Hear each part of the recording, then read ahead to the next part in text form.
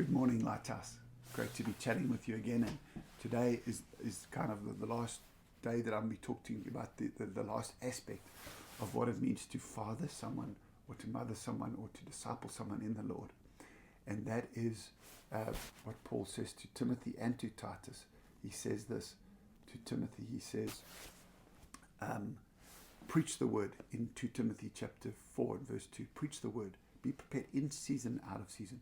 Correct, rebuke, and encourage with great patience and careful instruction.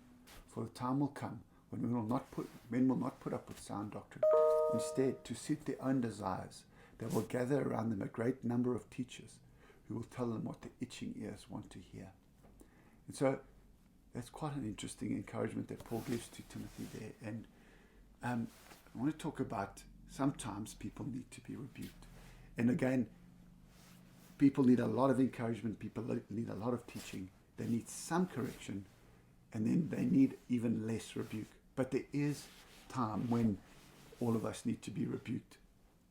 And we need to be rebuked when we are giving into our flesh and not into our spirits. And there is a stubborn refusal to listen, to change, or to grow. And the only reason we rebuke someone is because if we don't address this particular issue in their life, it's going to impact that person's destiny, and their destiny is going to be destroyed, or it's going to lead to the destruction of that person's life, their marriage, their finances, their relationships, their ministry, or whatever they're involved in, or it's going to lead to their death. Sometimes physical death can result in people not wanting to change their behavior and their ways. And so this is why we would bring a rebuke to someone. The only motivation, again, like I said yesterday, is because we love them and we want them to walk in their destiny. We never ever rebuke someone because of fear, frustration, anger, embarrassment, or impatience. Listen to what the word says once again in Proverbs about this thing of rebuke. Proverbs chapter 17 and verse 10. A rebuke impresses a man of discernment more than 100 lashes a fool. In other words, if you're a wise and discerning person and someone takes the time to rebuke you, you're going to be impressed by that because you realize how much they love you. Proverbs chapter 19 and verse 25. Flog a mocker, and the simple will learn prudence. Rebuke a discerning man, he will gain yet even more knowledge. Yeah, that's just a beautiful thing. Proverbs chapter 27 verses 5 and 6. Better is open rebuke than hidden love.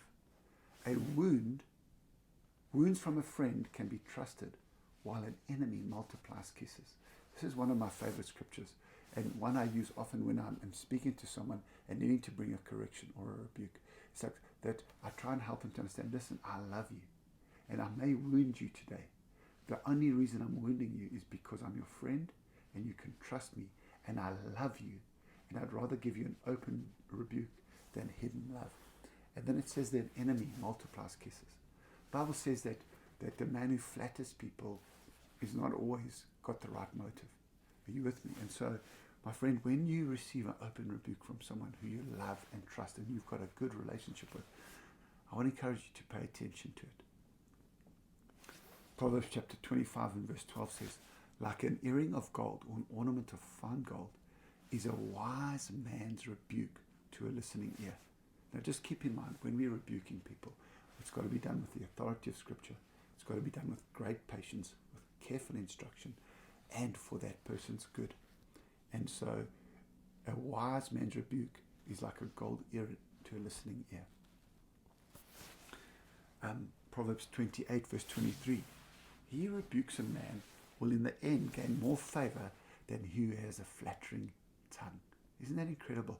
You know, that's a good motivation for you who's perhaps struggling to rebuke someone.